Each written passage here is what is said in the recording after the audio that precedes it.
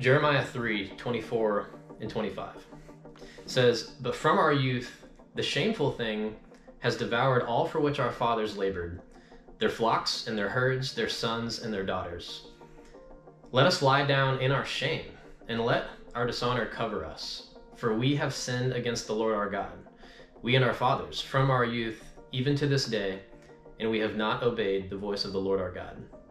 You know, this is a response from the people of Israel after 3 chapters of the start of Jeremiah, where God speaks to Jeremiah to tell the people of Israel that they have sinned greatly, and he goes to describe on all that they've done. And so God calls them out for all of that, and here their response is it's really interesting. It's really it's a good response, and it's very personal. And so basically the people say, God, we've sinned. We acknowledge that we are guilty before you, and you call us your people, but we don't deserve your favor.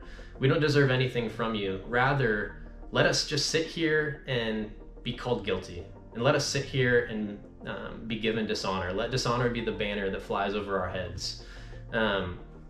Thankfully, God is more gracious and is so good, and would take it even further there, because that's not where the story stops.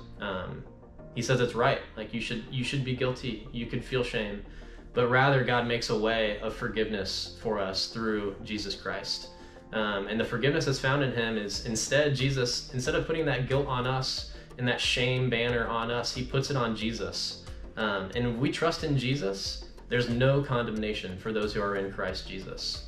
And so even though we've sinned, even though we've completely disregarded God, and even though we deserve no entitlement, to be called guilty, to be covered in shame, God has made a way to where there's no condemnation. There's none of that. There's none of those bad things that we get anymore, but rather we get joy and life and peace in Jesus Christ.